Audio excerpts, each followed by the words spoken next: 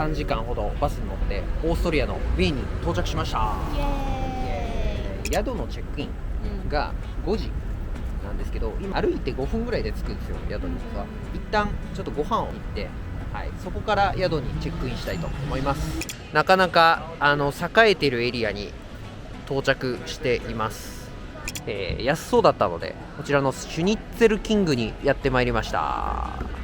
男子師匠どうですか？シュニッツェルはね、ドイツからずっと食べてるんだよ。こんな感じだっけ？全然違う全然違う。全然違う。シュニッツェルがやってきました。はい、美味しい。キングたるゆえん、コンソメの味がついてる衣に。だからなんかソースとかなくて美味しい。なくても全然美味しい。今回は個室でお風呂とトイレとキッチン共用っていうお部屋になります。ダブルベッド1個のシングルのベッドが1個みたいな。お部屋戻ろうか。このお部屋は元から好きなんじゃない？もしかして。でもここ気持ちいいよね。もふもふしておー、ゴロンしちゃって。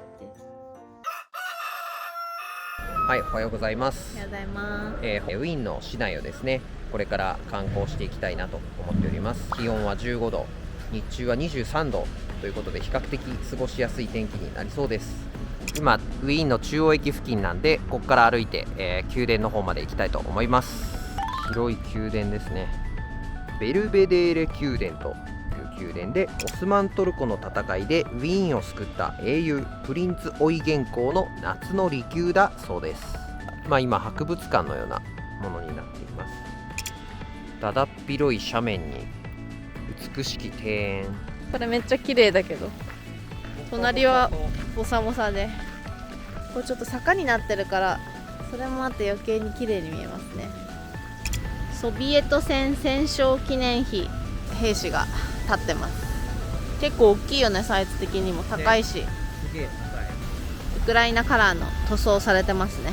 カールス教会という教会になります。18世紀ハプスブルク系の時代にですね、建てられたドーム型の大聖堂だそうです。この中にはメキシコでもね見ましたが、フレスコ画がたくさんあるそうです。お店で食べるよりは少しは安いかなと思ってスーパーでサンドイッチを買ってきました。これ2人で分けっこするのと、ハムかなサンドイッチとトマトとチーズのサンドイッチです。いただきます。パンもしっとりしてて普通に美味しい。 2.1 ユーロぐらい。まあ300円ぐらいか硬い。そっか、硬いパンか。ドバイからチャンネル登録よろしくお願いします。はい、こちらウィーン少年合唱団じゃねこちらはウィーン国立歌劇場になります。ウィーン少年合唱団とかもここで歌ってんのかな。結構車通りの多いところにあるのがちょっと意外だった、ね、そうだね、なんか世話しないね。こちらがカフェザッハーです。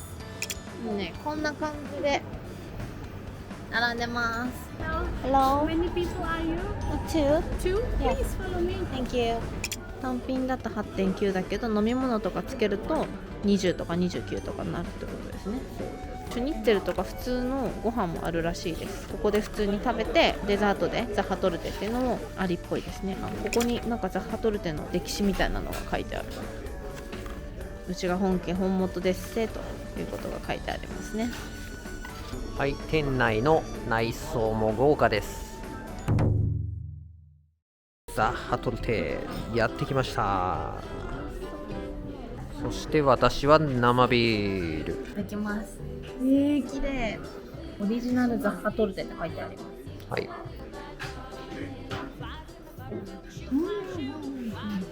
数回噛んだらもうじゅわって全部なくなっちゃうぐらい結構甘くて美味しいです。で、そのあんずかなが結構アクセントになってて、少しさっぱりしてどんどん食べたくなる味です。はい。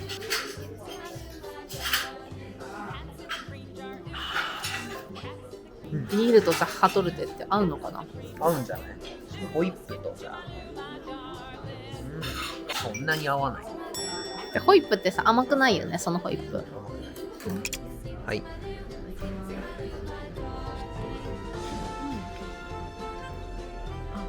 ちらもクリーミーで美味しい。空電がでかすぎて今ビビってます。そうね、なんかホーフブルク王宮になります。2500以上の部屋があるそうですね。ウィーンの歴代の皇帝が暮らしたらしいです。その他にも博物館とかコレクションなんかも大量にあります。なんかすごいこう弧を描いてるからどうだみたいな感じがあるから、めちゃくちゃ迫力あるね、この建物自体が。そうね、こちら、オーストリアの国立図書館でございます。はい、こちらスペイン乗馬学校になります。そう、スペイン1572年創業の乗馬学校だったらしいです。でスペイン式乗馬っていうものがなんか当時で世界でも高度な技術だったらしくて、そちらを取り入れるということでこちらの学校が生まれたそうです。大きな宮殿のような建物で、乗馬学校が近いからなのか結構馬が並んでますね。馬車として運用してんのかな、乗馬学校が。ティファニーがあったり、フルーラがあったり、グッチがあったり、フェンディがあったりと、もう完全に銀座ですね。はい、こちらはペスト記念塔ということで、ペストの大流行の、終結をですね感謝した、レオポルド1世が、17世紀頃に建設をしたらしいです。コロナ終結塔みたいな、じゃあいつかできるかな。その可能性はある。はい、中心地にドドンと構えるのはですねシュテファン大聖堂になります。右側にねストップワーということでウクライナの戦争に対してのメッセージですかね。12世紀半ばにロマネスク様式で建築されたものを、14世紀15世紀頃にハプスブルク家また出てきたによって、だいたいゴシック様式に建て替えたと。はい、屋根もねなんかちょっと細かい模様というかマーブルチョコ敷き詰めた感じになってるね。ブダペストで見たね、教会にちょっと近い。中に入れるそうなんですけども、だいたい5ユーロぐらいからなんで今回はやめておきます。温かみのある色味に本当に他の大聖堂に負けず劣らずですね。はい、こちらは聖ペーター教会という教会でございます。ウィーンでね2番目に歴史の古い教会ということで、パイプオルガンの演奏が毎日開催されて無料で聴くことができます。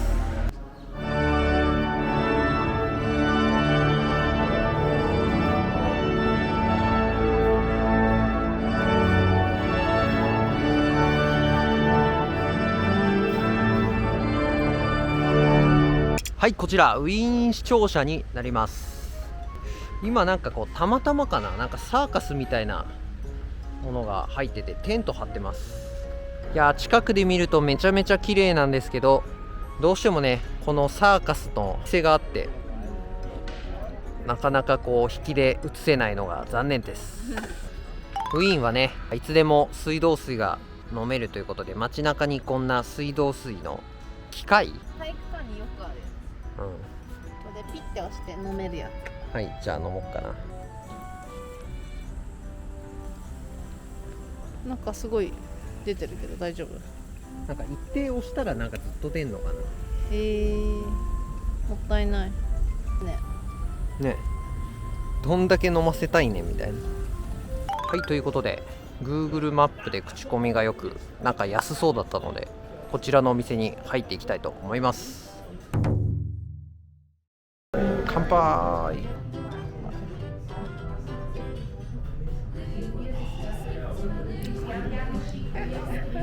目が覚める一撃って感じ。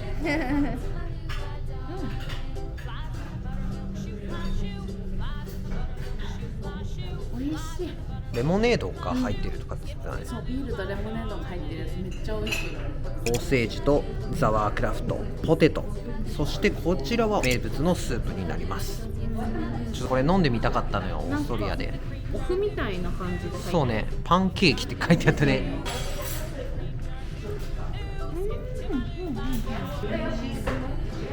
めちゃくちゃ味が濃くて出た、味が濃い定番。これでおつまみになっちゃうぐらい。あ、本当。中に入ってるパンは本当にお麩み硬いやつみたいな感じで味噌汁に通ずるものを感じる。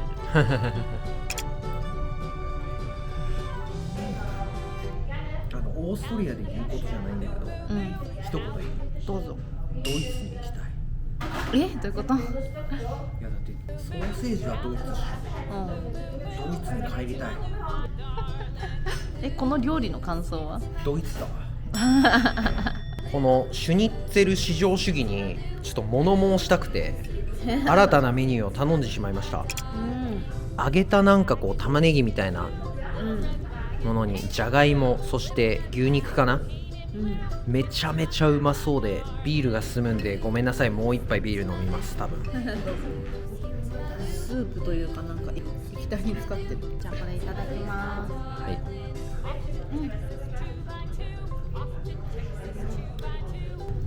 うまっ。うまい。まず牛肉がめっちゃ美味しい。パサパサしてなくて結構ジューシーで、オニオンフライとなんかガーリックかな、なんかすごいニンニクの匂いがして。へえ。飛ぶぞこれ。鳥肌立ってる。鳥肌立ってる。醤油っぽいさ。わかるわかる。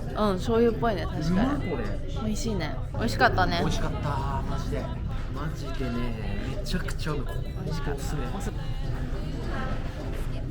ごちそうさまでした。見て、日本語がある。すごくない？めっちゃ嬉しいんだけど。はい、打刻できました。お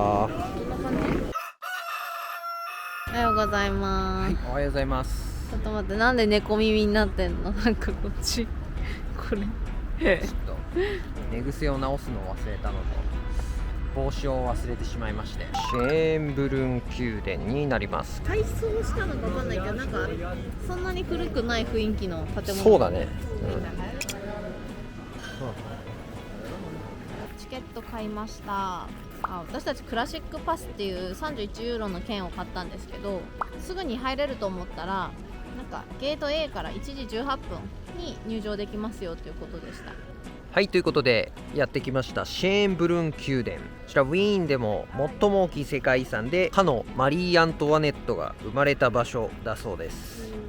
この辺にさ、きっと馬車でさ、パカラパカラってさ、偉い人とか来てさ、あそこに馬車をつけてさ、みんなで舞踏会とかしてたんじゃない？そう思うとなんか面白いな。ね、馬が餌食ってますね。お疲れ様でした。お疲れ様でした。で40ぐらいの音声ガイドを聞きながら各部屋を回ったって感じだったんですけど、もう部屋ごとになんかいっぱいテーマがあってめっちゃ可愛かったなって。黄色い部屋とか、なんか青い中国の部屋とか、中国あったね。可愛かったなって。途中眠くなっちゃって、はい、あんまりオーディオが頭に入ってこなかった。眠かった。こちら2番のカービーガーデン。クラシックツアーじゃなかったらあの宮殿だけってことだもんね。上に登るとこんな感じで庭と宮殿が一続きで見えます。この丸と三角の整えられてる、面白い。オランジェリーガーデン、宮廷に置く花とかをあらかじめ育てておくところみたいな感じ。そんな感じするね。いやー、綺麗綺麗。ここをまずまっすぐ行きますか。ゴルフとかできちゃいそうなぐらい芝生が広いよね。来ました、この噴水。盛り上がってね。ウォシュレットの今日ぐらいの強度で。オベリスクブルネンっていう噴水にやってきました。こう森が深い感じであるんだね。この辺で狩猟をしてたのかな。はい、こちらシェーンブルン宮殿のグロリエッテ、要するに休憩所みたいなところですね。ちょっと登るとこんな絶景でございます。わあ、すごい。この道がずっと続いてるのがわかるかな、宮殿から。綺麗だね。なんかほんと設計されて作られたっていうのが面白いよね。今回最後のポイント、迷宮にやってきました。ちょっと先に着かないで私の後追いかけてきてたくせに。着いた。着いたね。疲れた。細かい迷路でね、ちょっと遊んでました。童心に帰って。世界遺産庭園のベンチでも編集中です。待って、ゆうたくんが焦らせるの。こちらウィーン西駅に到着してます。雑多な感じでね、お腹が空きましたので、こちらのねお店に入っていきたいと思います。メインディッシュだと思うんだけど、スペアリブがうまいみたいに書いてあった。モーツァルトが愛したというビールブランド、あ、そうなんだ。シュティーグルというオーストリアザルツブルク。バイ。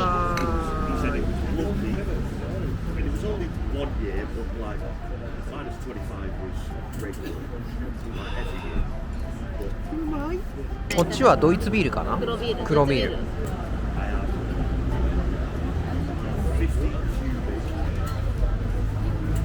美味しい。香ばしいね、なんか。ああ、やっぱ黒いとね。すげえ。いや、これが食べたかったのよ。これやばいね、これは。このソースが、そしてびしゃびしゃになってるソースがさ、本当だ。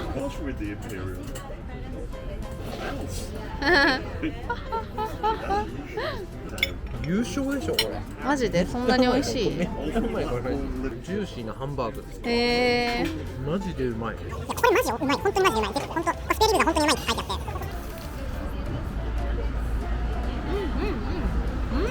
ちょっと辛いね。ね、甘辛いね。甘辛で。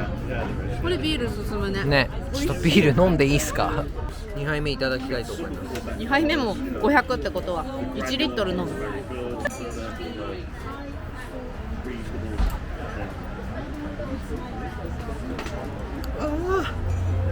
めちゃくちゃ美味しかったね。いやー、マジで大正解だったわ。さあ、夜のウィーンもなかなか綺麗でいいね。響くな声が。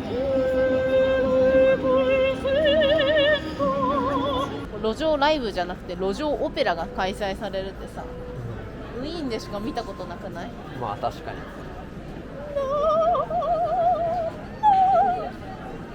宿がね9時までのお風呂だから。